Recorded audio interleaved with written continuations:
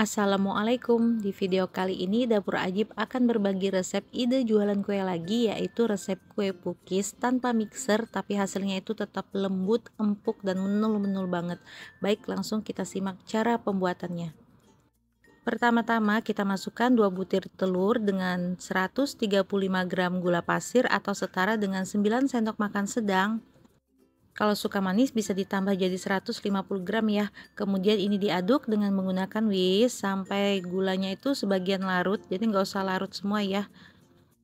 Selanjutnya masukkan 250 gram tepung terigu atau setara dengan 25 sendok makan sedang. Ini saya masukkan separuh bagian dulu ya, jadi dimasukkan secara bertahap.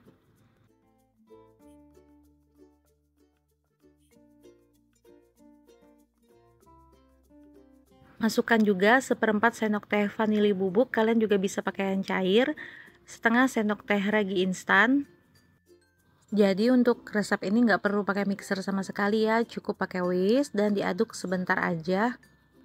Setelah tercampur seperti ini, kita masukkan 1 saset kental manis atau setara dengan 4 sendok makan atau 40 gram.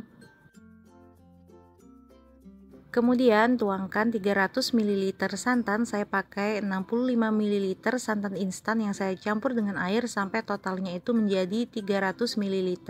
Ini saya tuangkan separuh bagian dulu, kemudian saya aduk sampai tercampur rata. Kemudian baru kita masukkan sisa tepungnya sampai habis ya.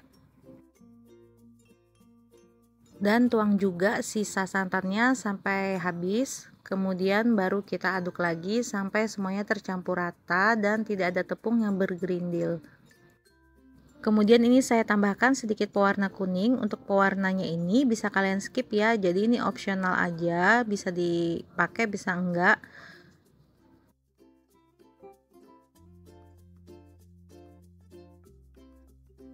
Oh iya, saya hampir lupa, masukkan juga 100 gram margarin yang sudah dicairkan ya. Ini tadi seharusnya dimasukkan bersamaan dengan pewarna kuning. Untuk margarinnya ini sebanyak 100 gram atau setara dengan 7 sendok makan sedang, atau kalian juga bisa beli yang sasetan itu yang 200 gram, satu bungkus kalian bagi dua. Kemudian dilelehkan dan didiamkan sampai agak hangat atau bersuhu ruang. Setelah tercampur rata seperti ini akan kita diamkan selama 1 jam, bisa ditutup dengan serbet. Dan ini hasilnya yang sudah saya diamkan selama 1 jam, bisa kita buka serbetnya, kemudian kita aduk. Dan bisa kita lihat hasilnya seperti ini ya, adonannya itu jadi kental dan agak sedikit berbuih gitu. Kemudian ini akan saya pindah ke gelas takar seperti ini ya, supaya lebih mudah saat menuangkan ke dalam cetakan. Dan ini cetakannya yang sudah saya panaskan sebelumnya, kemudian olesi dengan margarin tipis-tipis aja. Untuk bagian bawah cetakan yang terkena langsung dengan api bisa dialasi dengan loyang yang tidak terpakai atau plat besi gitu, agar panasnya itu lebih merata ke setiap lubang cetakan. Tapi kalau nggak ada bisa di skip ya, cuma memang hasilnya akan lebih bagus jika dialasi di bagian bawah. Kemudian tuang adonan sampai 3/4 tinggi cetakan, nggak usah penuh-penuh ya, nanti hasilnya dia akan mengembang. Kemudian kalau sudah terisi semua, kita tutup cetakannya dan kita masak dengan api sedang cenderung kecil. Kalau sudah hampir matang atau bisa juga setengah matang ya, kalau kalian mau, taburi dengan meses coklat. Ini opsional, kalau nggak mau juga bisa di skip.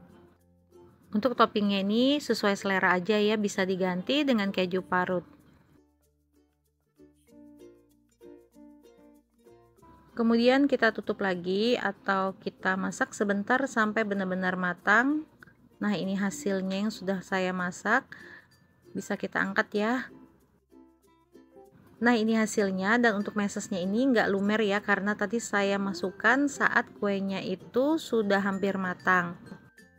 Dan untuk bagian pinggirnya itu nggak gosong sama sekali ya.